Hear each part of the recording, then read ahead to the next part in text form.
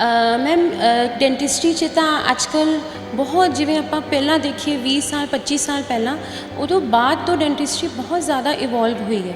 ਹੁਣ ਦੇਖੋ ਬੱਚੇ ਜਿਵੇਂ ਪਹਿਲਾਂ ਆਪਾਂ ਦੇਖੀਏ ਬੱਚੇ ਐਂ ਹੀ ਆਪਾਂ ਫੜ ਫੁੜ ਕੇ ਲਿਟਾ ਕੇ ਕਰ ਲੈਂਦੇ ਸੀ। ਹੁਣ ਬੱਚਿਆਂ ਲਈ ਸਪੈਸ਼ਲ ਮਸ਼ੀਨਸ ਸਿਡੇਟ ਬੱਚਿਆਂ ਨੂੰ ਟੈਨਸ਼ਨ ਵੀ ਨਹੀਂ ਹੁੰਦੀ, ਸਟ੍ਰੈਸ ਨਹੀਂ ਹੈ। ਬੱਚਿਆਂ ਲਈ painless ਨਾਈਟਰਸ oxide sedation, conscious sedation in fact ਸਾਡੀ ਕਲੀਨਿਕ 'ਚ ਹੈਗੀ ਹੈ ਪੰਜਾਬ ਦੀ ਪਹਿਲੀ ਆਹ ਮਸ਼ੀਨਸ ਹੈਗੀਆਂ। ਜਿਵੇਂ ਪਹਿਲਾਂ ਆਪਾਂ ਬਜ਼ੁਰਗਾਂ ਲਈ ਉਤਾਰਨ ਲਾਉਣ ਵਾਲੇ ਜਬੜੇ ਲਾਏ ਜਾਂਦੇ ਸੀ, ਡੈਂਚਰ ਜਿਹਨੂੰ ਕਹਿੰਦੇ ਆ। ਅੱਜ ਕੱਲ੍ਹ ਫਿਕਸ ਟਰੀਟਮੈਂਟ ਕੋਈ ਵੀ ਏਜ ਗਰੁੱਪ ਹੋ, ਚਾਹੇ ਉਹ 60 ਸਾਲ ਦਾ ਬਜ਼ੁਰਗ ਹੈ ਜਾਂ 80 ਸਾਲ ਦਾ ਬਜ਼ੁਰਗ ਹੈ, ਉਹਨਾਂ ਲਈ ਇੰਪਲਾਂਟਸ ਡਿਵੈਲਪ ਹੋਏ ਗਏ ਆ। ਆਪਾਂ ਇੰਪਲਾਂਟਸ ਲਾਉਂਦੇ ਹਾਂ। ਦੰਦ ਬਚਾਉਣ ਦੀਆਂ ਟੈਕਨੀਕਸ ਅੱਜ ਕੱਲ੍ਹ ਰੂਟ ਕਨਾਲ ਤੋਂ ਲੈ ਕੇ ਕੋਸਮੈਟਿਕ, ਸਮਾਈਲਿੰਗ ਸਾਰਾ ਕੁਛ ਬਹੁਤ ਜ਼ਿਆਦਾ ਐਡਵਾਂਸ ਹੋ ਚੁੱਕਿਆ। ਪਿਛਲੇ ਆਪਾਂ 8 ਤੋਂ 10 ਸਾਲ 'ਚੋਂ ਦੇਖਿਆ ਜਾਏ ਤਾਂ ਅੱਜ ਕੱਲ੍ਹ ਜ਼ਿਆਦਾ ਪ੍ਰੋਗਰੈਸ ਹੋ ਗਈ ਹੈ।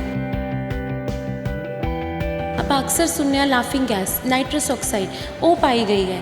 ਇੱਕ ਤਰੀਕੇ ਦੀ ਆਹ ਗੈਸ ਬਹੁਤ ਸੇਫ ਹੈ ਜੇ ਆਪਾਂ ਉਹਨੂੰ ਤਕਨੀਕ ਆਪਾਂ ਨੂੰ ਆਂਦੀ ਹੋਈ। It is one of the safest gases. ਬੱਚੇ, ਬਜ਼ੁਰਗ, ਐਡਲਟਸ ਇਹ ਸਾਰਿਆਂ ਲਈ ਮਸ਼ੀਨ ਹੈ। ਇਹਦੇ ਵਿੱਚ ਨਾਈਟਰਸ ਆਕਸਾਈਡ ਹੈ ਜਿਹੜੀ ਆਪਣੀ ਆਕਸੀਜਨ ਨਾਲ ਮਿਲ ਕੇ ਜਦੋਂ ਬ੍ਰੇਨ 'ਚ ਜਾਂਦੀ ਹੈ ਤਾਂ ਇੱਕ ਤਰੀਕੇ ਦਾ ਤੁਹਾਨੂੰ ਯੂਫੋਰੀਆ ਮਤਲਬ ਅੱਛੀ ਫੀਲਿੰਗ ਹੁੰਦੀ ਹੈ।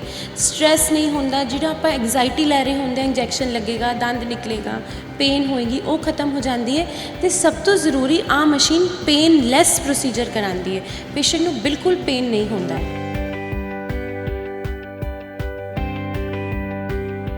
ਤੁਸੀਂ ਦੇਖ ਰਹੇ ਹੋ ਸਕਾਈ ਨਿਊਜ਼ ਪੰਜਾਬ ਅਤੇ ਮੈਂ ਬਿਨੂ ਸ਼ਰਮਾ। ਅੱਜ ਅਸੀਂ ਪਟਿਆਲਾ ਸ਼ਹਿਰ ਵਿੱਚ ਪਹੁੰਚੇ ਹਾਂ ਜਿੱਥੇ ਡਾਕਟਰ ਹਰਲੀਨ ਖਰਬੰਦਾ ਸਾਡੇ ਨਾਲ ਮੌਜੂਦ ਨੇ। ਖਾਸ ਗੱਲਬਾਤ ਕਰਦੇ ਕਿ ਡੈਂਟਿਸਟਰੀ ਫੀਲਡ ਵਿੱਚ ਹੋਰ ਕਿਹੜੀਆਂ ਐਡਵਾਂਸ ਟੈਕਨੋਲੋਜੀਆਂ ਆਈਆਂ ਨੇ। ਖਾਸ ਗੱਲਬਾਤ ਕਰ ਰਹੇ ਜਾਣਦੇ ਹਾਂ ਹੋਰ ਕੀ ਕੁਝ ਖਾਸ ਇਸ ਫੀਲਡ ਵਿੱਚ। ਤੁਹਾਡਾ ਬਹੁਤ ਬਹੁਤ ਸਵਾਗਤ ਹੈ। ਸਤਿ ਸ਼੍ਰੀ ਅਕਾਲ ਜੀ, ਮੈਂ ਡਾਕਟਰ ਹਰਲੀਨ ਖਰਬੰਦਾ। ਮੈਮ ਡੈਂਟਿਸਟਰੀ 'ਚ ਤਾਂ ਅੱਜ ਕੱਲ੍ਹ ਬਹੁਤ ਜਿਵੇਂ ਆਪਾਂ ਪਹਿਲਾਂ ਦੇਖੀਏ 20 ਸਾਲ 25 ਸਾਲ ਪਹਿਲਾਂ ਉਦੋਂ ਬਾਅਦ ਤੋਂ ਡੈਂਟਿਸਟਰੀ ਬਹੁਤ ਜ਼ਿਆਦਾ ਇਵੋਲਵ ਹੋਈ ਹੈ। ਹੁਣ ਦੇਖੋ ਬੱਚੇ ਜਿਵੇਂ ਪਹਿਲਾਂ ਆਪਾਂ ਦੇਖੀਏ ਬੱਚੇ ਐਂ ਹੀ ਆਪਾਂ ਫੜ ਫੁੜ ਕੇ ਲਿਟਾ ਕੇ ਕਰ ਲੈਂਦੇ ਸੀ। ਹੁਣ ਬੱਚਿਆਂ ਲਈ ਸਪੈਸ਼ਲ ਮਸ਼ੀਨਸ ਸਿਡੇਟ ਬੱਚਿਆਂ ਨੂੰ ਟੈਨਸ਼ਨ ਵੀ ਨਹੀਂ ਹੁੰਦੀ, ਸਟ੍ਰੈਸ ਨਹੀਂ ਹੈ। ਬੱਚਿਆਂ ਲਈ painless ਨਾਈਟਰਸ oxide sedation, conscious sedation in fact ਸਾਡੀ ਕਲੀਨਿਕ 'ਚ ਹੈਗੀ ਹੈ ਪੰਜਾਬ ਦੀ ਪਹਿਲੀ ਆਹ ਮਸ਼ੀਨਸ ਹੈਗੀਆਂ। ਦੂਜਾ ਇੰਪਲਾਂਟਸ, ਜਿਵੇਂ ਪਹਿਲਾਂ ਆਪਾਂ ਬਜ਼ੁਰਗਾਂ ਲਈ ਉਤਾਰਨ ਲਾਉਣ ਵਾਲੇ ਜਬੜੇ ਲਾਏ ਜਾਂਦੇ ਸੀ, ਡੈਂਚਰ ਜਿਹਨੂੰ ਕਹਿੰਦੇ ਆ। ਅੱਜ ਕੱਲ੍ਹ ਫਿਕਸ ਟਰੀਟਮੈਂਟ ਕੋਈ ਵੀ ਏਜ ਗਰੁੱਪ ਹੋ, ਚਾਹੇ ਉਹ 60 ਸਾਲ ਦਾ ਬਜ਼ੁਰਗ ਹੈ ਜਾਂ 80 ਸਾਲ ਦਾ ਬਜ਼ੁਰਗ ਹੈ, ਉਹਨਾਂ ਲਈ ਇੰਪਲਾਂਟਸ ਡਿਵੈਲਪ ਹੋਏ ਗਏ ਆ। ਆਪਾਂ ਇੰਪਲਾਂਟਸ ਲਾਉਂਦੇ ਹਾਂ। ਦੰਦ ਬਚਾਉਣ ਦੀਆਂ ਟੈਕਨੀਕਸ ਅੱਜ ਕੱਲ੍ਹ ਰੂਟ ਕਨਾਲ ਤੋਂ ਲੈ ਕੇ ਕੋਸਮੈਟਿਕ, ਸਮਾਈਲਿੰਗ ਸਾਰਾ ਕੁਛ ਬਹੁਤ ਜ਼ਿਆਦਾ ਐਡਵਾਂਸ ਹੋ ਚੁੱਕਿਆ। ਪਿਛਲੇ ਆਪਾਂ 8 ਤੋਂ 10 ਸਾਲ 'ਚੋਂ ਦੇਖਿਆ ਜਾਏ ਤਾਂ ਅੱਜ ਕੱਲ੍ਹ ਜ਼ਿਆਦਾ ਪ੍ਰੋਗਰੈਸ ਹੋ ਗਈ ਹੈ। ਜਿੱਦਾਂ ਤੁਸੀਂ ਨਾਈਟਰਸ ਆਕਸਾਈਡ ਦੱਸਿਆ ਕਿ ਪਟਿਆਲਾ ਸ਼ਹਿਰ ਵਿੱਚ ਪਹਿਲੀ ਮਸ਼ੀਨ ਹੈ ਜਿਹੜੀ ਤੁਹਾਡੇ ਕਲੀਨਿਕ ਵਿੱਚ ਅਵੇਲੇਬਲ ਹੈ। ਇਹਦੇ ਬਾਰੇ ਜਾਣਨਾ ਚਾਹਾਂਗੇ ਇਸ ਮਸ਼ੀਨ ਦੀ ਕੀ ਖਾਸੀਅਤ ਹੈਗੀ ਹੈ। ਮੈਮ ਇਸ ਮਸ਼ੀਨ 'ਚ ਲਾਫਿੰਗ ਗੈਸ ਜਿਹੜੀ ਆਪਾਂ ਸੁਣਦੇ ਹਾਂ, ਆਪਾਂ ਅਕਸਰ ਸੁਣਿਆ ਲਾਫਿੰਗ ਗੈਸ, ਨਾਈਟਰਸ ਆਕਸਾਈਡ ਉਹ ਪਾਈ ਗਈ ਹੈ। ਇੱਕ ਤਰੀਕੇ ਦੀ ਆਹ ਗੈਸ ਬਹੁਤ ਸੇਫ ਹੈ ਜੇ ਆਪਾਂ ਉਹਨੂੰ ਤਕਨੀਕ ਆਪਾਂ ਨੂੰ ਆਂਦੀ ਹੋਈ। It is one of the safest gases. ਇਸ ਗੈਸ ਨਾਲ ਬੱਚੇ ਜਾਂ ਫਿਰ ਬੜੇ, ਸਿਰਫ ਬੱਚਿਆਂ ਲਈ ਨਹੀਂ, ਆਪਾਂ ਬੱਚੇ ਤਾਂ ਬਾਰ-ਬਾਰ ਕਹਿੰਦੇ ਹਾਂ ਕਿਉਂਕਿ ਬੱਚੇ ਜ਼ਿਆਦਾ ਸਟ੍ਰੈਸ ਲੈਂਦੇ ਹਾਂ, ਵੱਡੇ ਫਿਰ ਵੀ ਆਪਾਂ ਮੈਨੇਜ ਕਰ ਲੈਂਦੇ ਹਾਂ। ਬੱਚੇ, ਬਜ਼ੁਰਗ, ਐਡਲਟਸ ਇਹ ਸਾਰਿਆਂ ਲਈ ਮਸ਼ੀਨ ਹੈ। ਇਹਦੇ ਵਿੱਚ ਨਾਈਟਰਸ ਆਕਸਾਈਡ ਹੈ ਜਿਹੜੀ ਆਪਣੀ ਆਕਸੀਜਨ ਨਾਲ ਮਿਲ ਕੇ ਜਦੋਂ ਬ੍ਰੇਨ 'ਚ ਜਾਂਦੀ ਹੈ ਤਾਂ ਇੱਕ ਤਰੀਕੇ ਦਾ ਤੁਹਾਨੂੰ ਯੂਫੋਰੀਆ ਮਤਲਬ ਅੱਛੀ ਫੀਲਿੰਗ ਹੁੰਦੀ ਹੈ। ਸਟ੍ਰੈਸ ਨਹੀਂ ਹੁੰਦਾ। ਜਿਹੜਾ ਆਪਾਂ ਐਗਜ਼ਾਈਟੀ ਲੈ ਰਹੇ ਹੁੰਦੇ, ਇੰਜੈਕਸ਼ਨ ਲੱਗੇਗਾ, ਦੰਦ ਨਿਕਲੇਗਾ, ਪੇਨ ਹੋਏਗੀ, ਉਹ ਖਤਮ ਹੋ ਜਾਂਦੀ ਹੈ। ਅਤੇ ਸਭ ਤੋਂ ਜ਼ਰੂਰੀ ਆਹ ਮਸ਼ੀਨ ਪੇਨਲੈਸ ਪ੍ਰੋਸੀਜਰ ਕਰਾਉਂਦੀ ਹੈ। ਪੇਸ਼ੈਂਟ ਨੂੰ ਬਿਲਕੁਲ ਪੇਨ ਨਹੀਂ ਹੁੰਦਾ ਹੈ। ਜਿੱਦਾਂ ਤੁਸੀਂ ਦੱਸਿਆ ਕਿ ਇਸ ਫੀਲਡ ਵਿੱਚ ਬਹੁਤ ਐਡਵਾਂਸ ਟੈਕਨੋਲੋਜੀਜ਼ ਆ ਚੁੱਕੀਆਂ ਨੇ। ਆਪਾਂ ਦੇਖ ਸਕਦੇ ਹਾਂ ਸਾਫ਼ ਬ੍ਰੇਸਿਸ ਦਾ ਆਲਮੋਸਟ ਟਰੀਟਮੈਂਟ ਘੱਟ ਹੋ ਗਿਆ ਕਿਤੇ ਨਾ ਕਿਤੇ ਕਿਉਂਕਿ ਕਰਾਊਨ, ਵੈਨੀਅਰਸ ਹੋ ਗਏ, ਇੰਪਲਾਂਟਸ ਹੋ ਗਏ, RCT ਹੋ ਗਿਆ।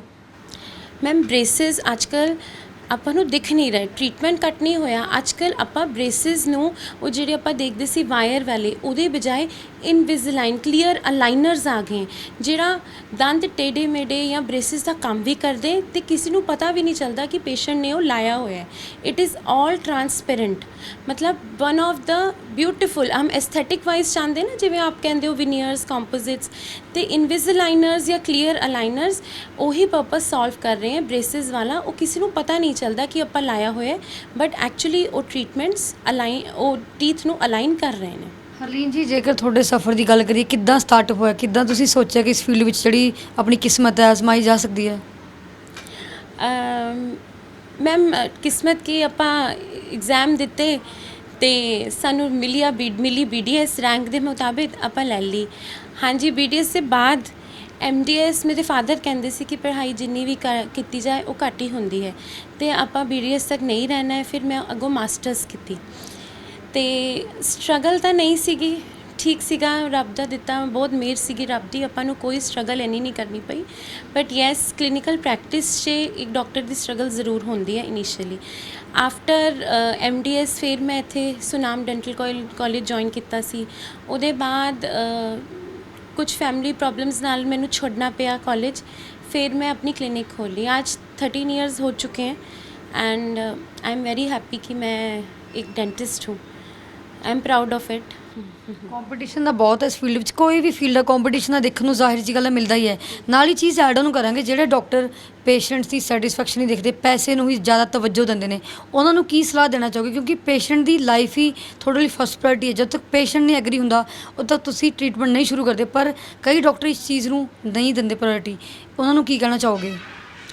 नहीं मैम, पेशेंट सैटिस्फैक्शन सबसे ज़्यादा इंपॉर्टेंट है। मैं तो सारे ਨੂੰ ਇਹੀ ਕਹਾਂਗੀ, ਜੇ ਤੁਹਾਡੇ ਕੋਲ ਪੇਸ਼ੈਂਟ ਹੈ ਤਾਂ ਤੁਹਾਡੇ ਕੋਲ ਪੈਸਾ ਆਪਣੇ ਆਪ ਹੈ।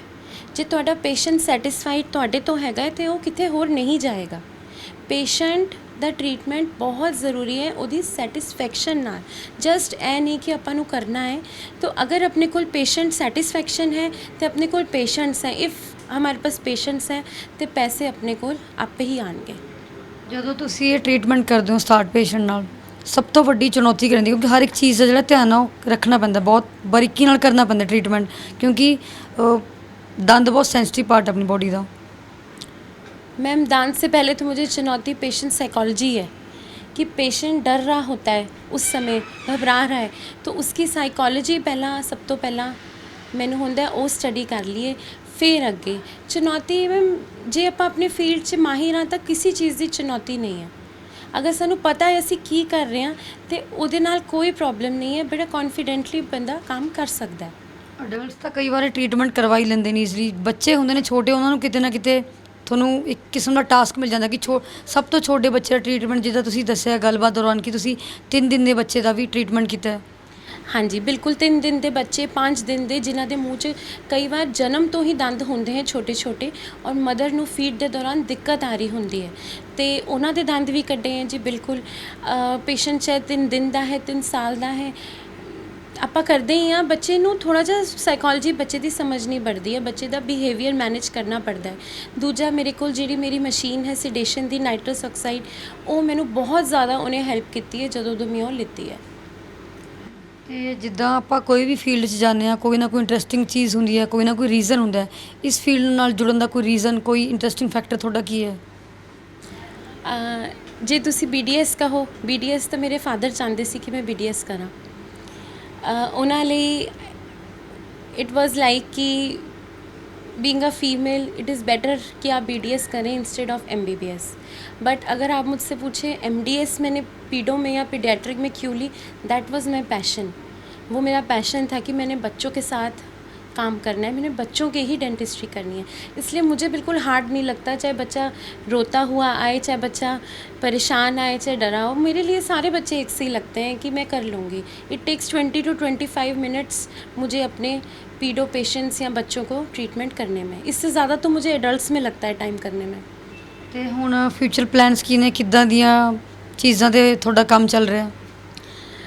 देखिए मैम, नॉलेज मैं ਤੁਹਾਨੂੰ ਦੱਸਿਆ ਕਲੀਨਿਕ ਨੂੰ ਹੀ ਮੇਰੇ 13 ईयर्स हो गए हैं तो नॉलेज अपडेट करना इज़ वेरी वेरी नैसेसरी। मैं बहुत मेक श्योर करती हाँ कि आफ्टर एवरी 5 to 6 मंथ्स मैं कोई ना कोई अपडेटिंग कोर्स ज़रूर करा।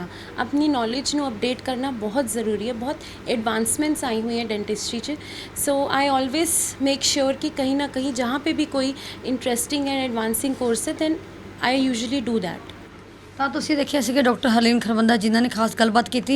ਟੈਕਨੋਲੋਜੀ ਦੱਸੀ ਕਿ ਬਹੁਤ ਸਾਰੀਆਂ ਐਡਵਾਂਸ ਟੈਕਨੋਲੋਜੀ ਆ ਰਹੀਆਂ ਨੇ ਡੈਂਟਿਸਟ ਫੀਲਡ ਵਿੱਚ। ਇੱਥੇ ਗੱਲ ਹੁੰਦੀ ਕਰਾਊਨਸ ਦੀ, ਵੈਨੀਅਰਸ ਦੀ, ਉਹ ਲੋਕ ਕਰਵਾ ਰਹੇ ਨੇ ਜ਼ਿਆਦਾ ਕਿਉਂਕਿ ਉਹ ਟਰੈਂਡਿੰਗ ਵਿੱਚ ਹੈ।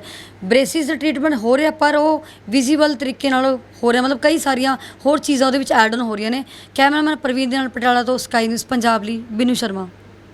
ਹਰ ਖਬਰ ਦੀ ਤਾਜ਼ਾ ਅਪਡੇਟ ਦੇ ਲਈ ਸਾਡੇ YouTube ਚੈਨਲ ਨੂੰ ਸਬਸਕ੍ਰਾਈਬ ਕਰੋ, Facebook ਚੈਨਲ ਨੂੰ ਲਾਈਕ ਅਤੇ ਸ਼ੇਅਰ ਕਰੋ।